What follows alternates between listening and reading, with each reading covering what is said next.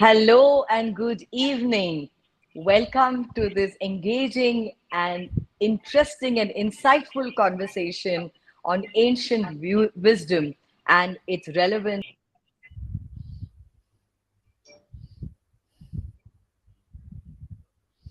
I think she's logged out. Some internet issue. Anyway, we Could be.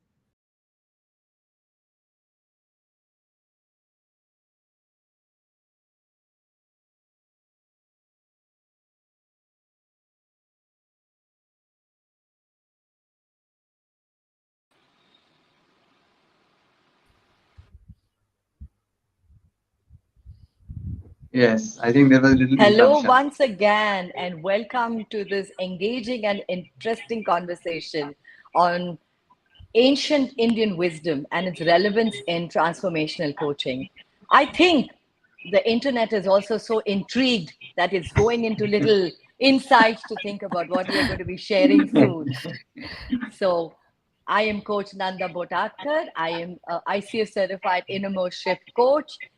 I work in the niche of business coaching. I help mid-sized company CEOs navigate fear and uncertainties of volatile markets so that they can focus on growth and expansion.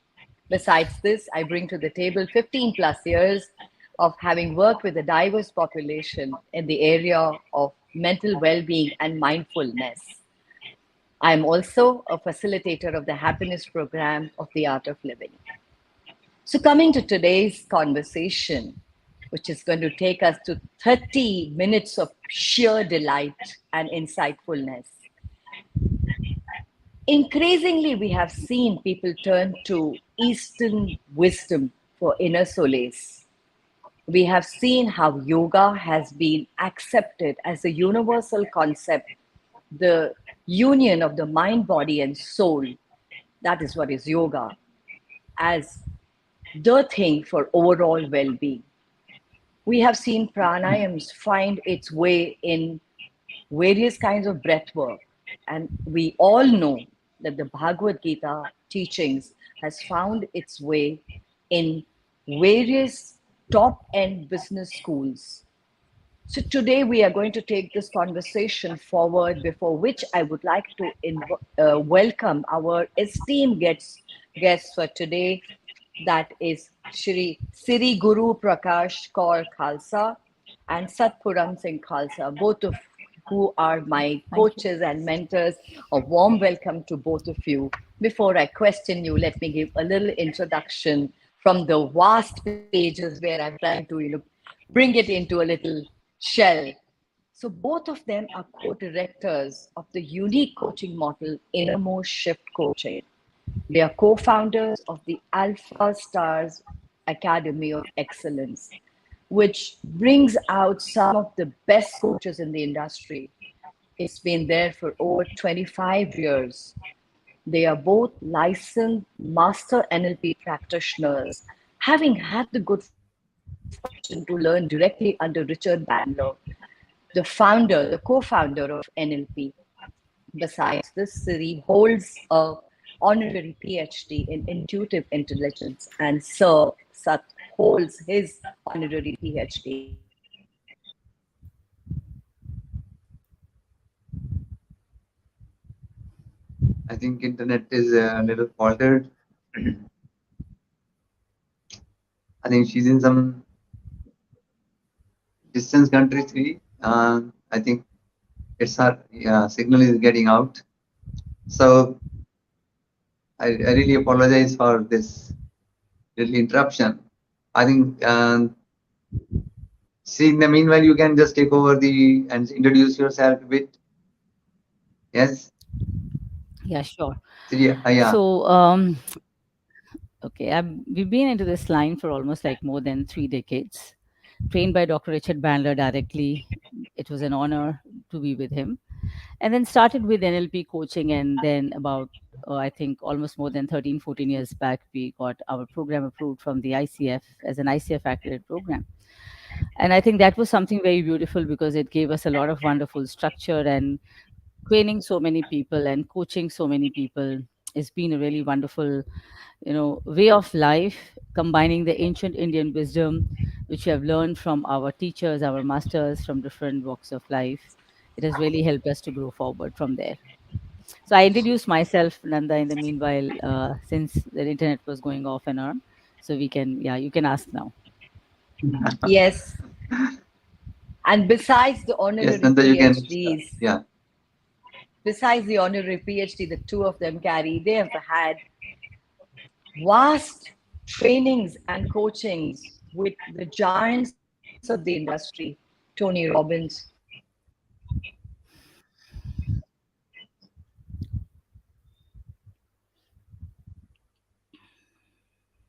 I think her signal is a bit challenged.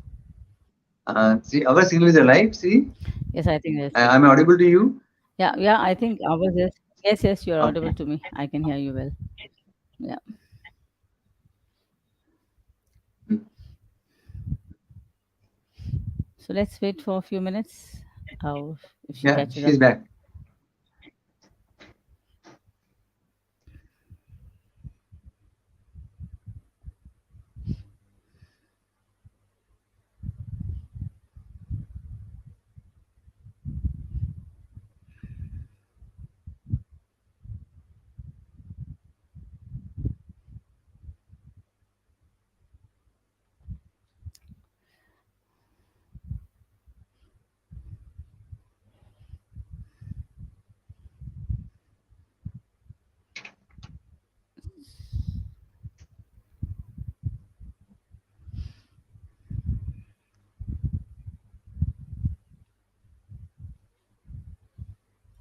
Um, yes, I think.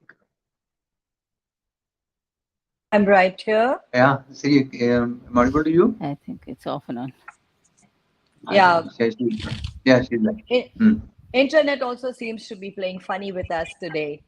But let us quickly get on to what we are here to hear and be delighted in this conversation. So I am curious, my dear gurus, as to when exactly did you realize the treasures the ancient Indian wisdom holds and started using it in your coaching? And also, does it carry universal acceptance and cultural sensitivity?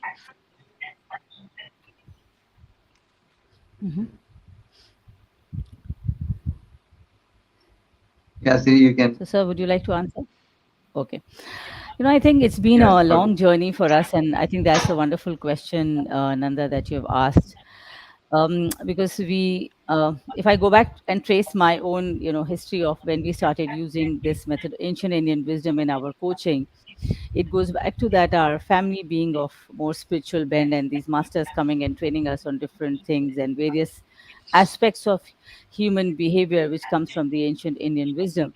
So actually, we were totally immersed in it, and the only thing, when we learned NLP, we found quite a bit similarity in what we learned and how technically and how well Dr. Bandler and Grinder really, put the whole structure which can be used in a more systematic manner. And then when we started using coaching, and then when we became an ICF accredited institute, it was a wonderful blend, because when we talk of ancient Indian wisdom, it's all about connecting to your own self. And for us, coaching is also helping people to connect to their true source within themselves. So there was a kind of, automatic blend, which we did not feel it was different or it was difficult, because we were already doing it. So when we made this whole, kind of journey into a consolidated workshop, and also talking to people, it was more about how do we really empower these people? How do we help them to get in touch with their true selves, so that when they want to move forward, and if something is not letting them move forward, how do they get the answers from within themselves? And then amalgamating with the NLP and other brain science tools and other tools, how to really come out of those patterns. Because see, when we talk of ancient Indian wisdom, it's all about your mind, body, how it is all synchronized. And mind, body, and is a part of the same system. So if something happening in your mind, your body behaves differently, and if you can change your body, your mind will also be changed. So it has been a wonderful science what we learned different ways when we talk about, whether it is a breath, whether it is your own mental thoughts, whether they are part of what you're doing. So what you kind of sow, that you reap, it's said in English, but it's all about your own karma, what you're doing. So everything was totally like a blend, So it was a very beautiful blend which happened in a most natural way with us. We did not have to do anything much about it, but just amalgamate the two to make it a beautiful coaching concept. So, if you have want to add something.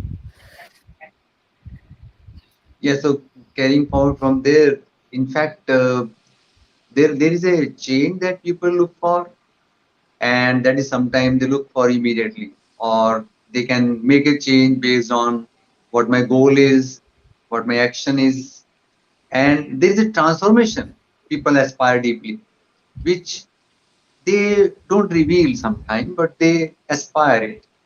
That's where, because our background has been always that connect with the true nature of your being. And true nature is not what we get influenced from. Because the moment we are born in this world, most people think that we are independent. So when we ask this question to people that what difference does it make when you come out from the mother's womb? Most people answer, well, we become independent and free and on your own. But it's a very false assumption. Other than you start breathing on your own, rest, nothing is on your own. You get influenced by everything happening around you. So the cultural layers takes you up, the family layer takes you up, the nation layer takes you up, the language layer takes you up. So the whole influence colors you with your no control over it. And I don't think that we get a chance to even wake up to this reality.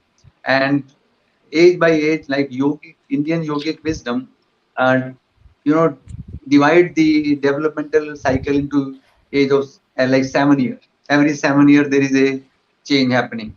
So the first 7 year we become too equipped good with and start sounding like the way people are sounding around us, wearing the way people are wearing around us. And thereafter we enter some other world, maybe somebody else, maybe a neighbor's family, or maybe some uncle or aunt, they take you over. And this is where somebody else begin to color us. And the only thing that happens with us is that we challenge our learning that we had in the previous phase. So what parents taught us, we challenge that. What the language we know, we challenge that. What we eat at home, we start differentiating that. So that is the only difference does it make. So it's like, jumping from one well into the another well. Okay. And the only thing it creates a rift in the mind. Now, this phenomena is real. So every age of 7, after that, most of us enter the age of graduation from age 14 onward, or internal kind of an experiences, and that's where we get colored by the education, and thereafter we get colored by the organization, and thereafter we get colored by the family needs. So the whole life is relenting to the others demand, the others world, and we are never ourselves. And we think that we are responding from ourselves when we say this is what I need. In fact, nothing we need, it is somebody has programmed us to need. Now, going back to the origin, what Siri touched that long back before this, we introduced this in our model. Okay, the moment we got free from only teaching people as the NLP practitioner course, when we got into teaching people the another model of coaching or innermost shift coaching, that's where we integrated the learning of what the great master like Bandler had given to us, along with endless teacher who touched our life. And I will name everyone like Sri Ravi Shankar ji touched our life, Jaggi Vasudev touched our life, Muji touched our life, and all these people have been touching our life. And the beauty of all these people were their approach was most humanistic approach, and it was not any culture or nation approach. And this is what we had also learned from the background of NLP as well. So the whole thing blended so beautifully, and we got a real chance to give to the world with 100% integrity, transparency, and and as in India called the Mother Saraswati, that means the angel of education, imparting knowledge in wisdom, had graced upon us. So if like such name we don't take, as you asked this question that people are the cultural specific, so we don't take this name. But we say, okay, all right, the real way what the world will accept. we start Right. understanding and avoiding every Right. jargon, avoiding every which would hurt the other nation or the culture, such terminology, and using simple word. That's what the masters who touched our life, they actually imposed upon us, that you promised to us that when you speak to the world, you will speak in their language, and you will not Mm, start chanting your mantras, chanting your verses. That is mm, not the word to be delighted.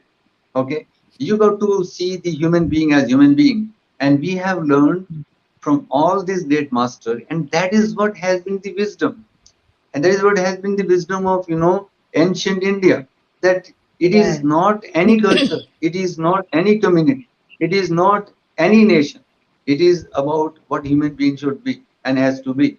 So this is where this began to unfold, because that is what we have been also waiting for, that the world should get it. And we began revealing this, integrating it, and it became a wonderful composition today, and people accept it. So we use almost all good principles that help human being to transform, not only to change, but to even transform. So this is how this has been our journey, like that. Two words: self-realization, self-inquiry, that is Atma Vichar, and the second word, self-realization or Atma Bodhi, are two words that are ringing in my ears all of this morning. And I would really like to know how these two beautiful words, that is self-inquiry and self-realization, helping all of us in our coaching practices. Yeah. Hmm. See, you can take the, yeah. Self inquiry and self realization. I think when you start with the self inquiry, that's a part of your awareness, that how much you are becoming aware. And I think that's the first step, that you become aware of your own self, you become aware of your own behaviors, you become aware of your own actions, and you become aware inside first. I think that's the first part of self inquiry for me. Understanding your own things. How are you responding to people? How are you behaving? What is the kind of mental thought process that you are having in your mind? And then self realization. I think once you're on the path of self inquiry, you understand and you start realizing first about your own self. And if I talk about coaching, I think that is, there are two things. The moment you get into a self inquiry mode and self realization, your presence increases, because you understand as a coach, when a seeker is coming to you, that you don't have to give any kind of solution, but you have to maintain your presence. Even if you have a lot of things going on in your mind, as a coach and as a, even as your own experiences of life, you have to hold yourself as a part, understanding that this is my experience and I do not share it with the client, I do not share it with the seeker. And when you do that, I think it also allows, in a coaching context, the seeker or the client also to open up, right? And also make the client realize that the client has all the potential within. Because as a coach, you are just creating that awareness, listening very intently, totally becoming aware of it. And I think that gives a good, what do you call, an environment for the seeker to open up and realize also their potential. But if I speak them in a context of just being an open and ancient Indian wisdom, I think self inquiry leads to self realization. That's what my thought process. The moment you start understanding yourself, you realize, oh God, this was what I did, and I think this was not right. When you contemplate and when you become aware of it, I think you start also checking your own self, and you move to a path of understanding yourself better and conducting yourself better in the outside world as well, and similarly to yourself also. Any thoughts from you, sir? And adding to this is that, so you go to the next ladder, that I am responding, what is trying to stop me from responding, from experiencing something bigger inside me, and that is the real self realization. So expansiveness, that there is a source inside, and you let yourself be observing from that source everything happening, the maya or the occurring thoughts in your mind. And this is where you connect to the client also, to the supreme state of excellence and the higher state of atma vichara. Okay, that let yourself first the Atmavichara or self-contemplation or reflection is about only the thought process. But eventually they graduate. So they graduate to the next level, and the self is bigger than what the lower self is trying to accomplish, or getting engaged into the drama, or trying to compete, beat, okay, and walk out neat despite having all the kind of tricks of the trade. This is the bigger realization that self-reflection leads to. So, and that reflection brings a complete silence within. And from that expansiveness, the ancient wisdom says that we look for the same silence or peace in our action. So we do not force the client. So, like there is a, the first stage is starting observing what my thoughts are, what my actions are, what my behaviors are. But then realizing that I'm more than this, more than my mind, more than my body, more than my thoughts, more than my emotion. And this is a journey you can't force the client upon. So they transcend naturally. They want to come out of this so-called Mayajal, okay, or the field of drama, where from they were doing things, okay, and trying to do things. So this is how the self-reflection, self-introspection, and self-realization is a ladder journey at every level. It has a different meaning. I so agree with this. So, to all the audience who are out there listening to us, let me tell you, sitting in front of me as a student of these great masterful coaches, began her journey with feelings of imposter syndrome, of not feeling good enough, never thought of myself as capable. And yet, the gurus in them that are higher than even the coaches and the mentors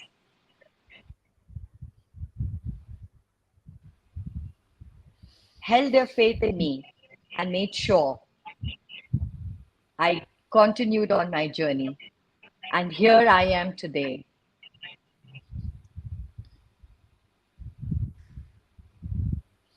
Mhm.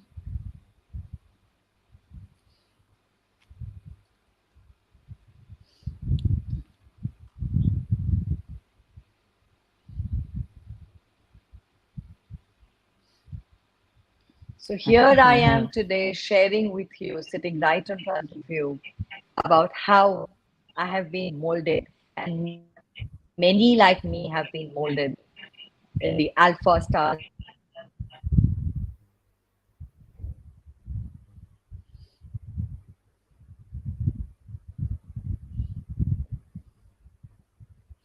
stars. Hmm. So I think we're having an issue with our connectivity today. Yeah. So you can start to then your lower self or higher self. So you speak a little bit more about so that we can engage the time.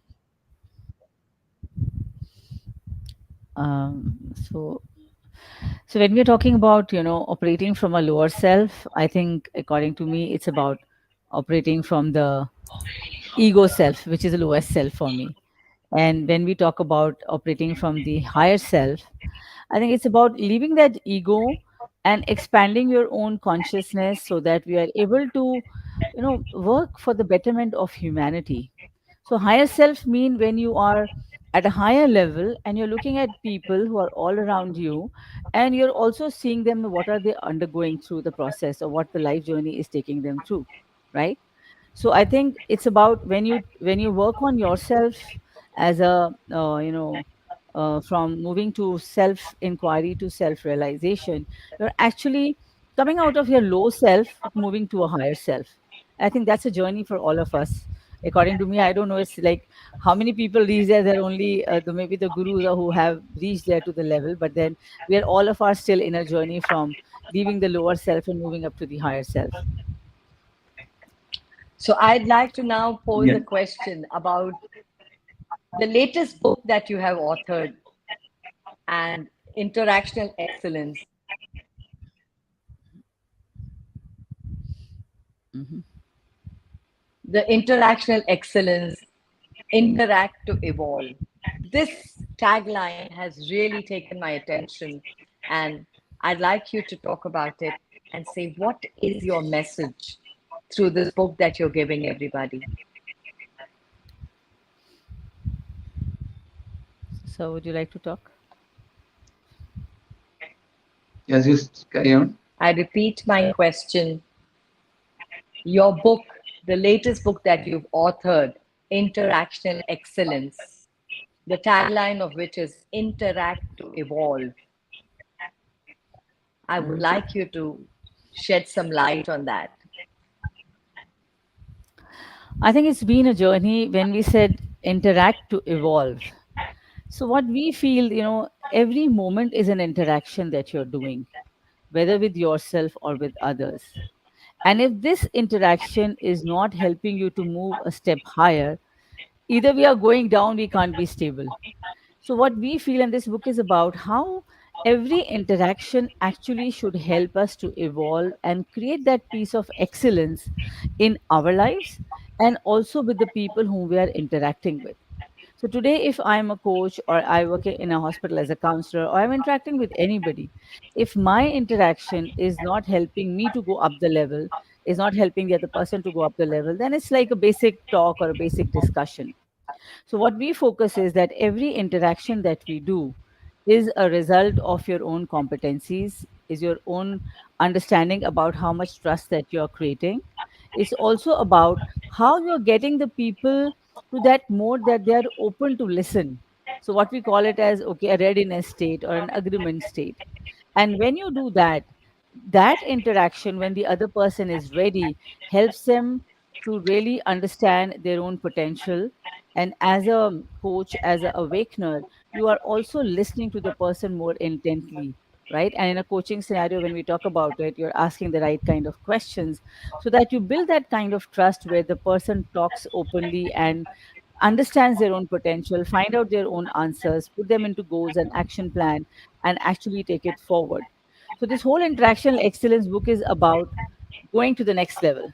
As you as a person, understanding where you are and also helping the other person to evolve. That yes, I was here and now I'm going to be raising my bar and I'm going to go to the next level. I think that is so And beautiful, and that's a yes, sir. Please. and that is what we call presence. So all these virtues that Siri was counting, that in every scenario, as a parent or as a leader or as a coach, we have to first understand that am I competent to handle the person or work with the person, and then can I bring the person to that kind of agreement to work with me. So any seeker cannot seek the answer or solution until person agrees upon, and that builds trust. So these three things every awakener must have, and then they can go ahead.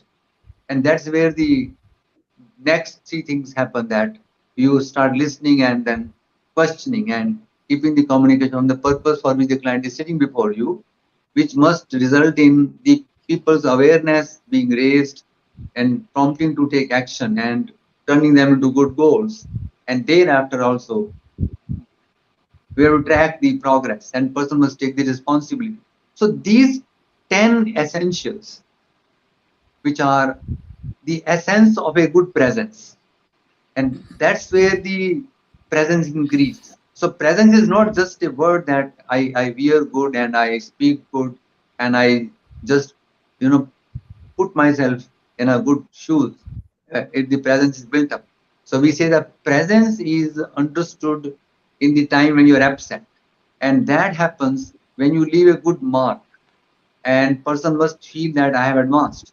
So these 10 virtues or essentials, when people display, which are of the interactional excellence, then the presence builds up and the person also remain present to you. Otherwise, person will lose the presence. And your presence is when the other person's presence also merges in you. So you merge in that person merges in you. And what emerges is a greater presence, right? And of the both parties. So they also become present to the world better. We also walk out present to the world better. So this whole interactional excellence, which must be aimed at creating more excellence and interact to evolve, is what is the message is, in fact. Okay. So That is the addition. In So, addition to that, I want to say. so I think the internet was trying to take away some of the knowledge also for its own growth. So which why we had a few lapses. But as we're at the end of the 30 minutes, I would like to say a very big thank you to both the coaches who are ICS certified master coaches. And if your heart, like mine, says, Ye dil mange more, my heart desires more, then tune in tomorrow at 12:30 noon and hear them share so much more about InnerMost shift coaching, about the book, about Shiv Shakti and how it's relevant in about the ancient wisdom, and so many more concepts like the Guru Shishya Parampara. I would also like to say a very big, a quick shout out of thank you to the ICF platform for allowing us this beautiful opportunity to grow. So thank you for being here and having taken us through this enlightening journey and having also held the fort while the internet was playing its little games. Thank you for being here. Thank you so much. Thank you. Thank you so much. Thank you so much.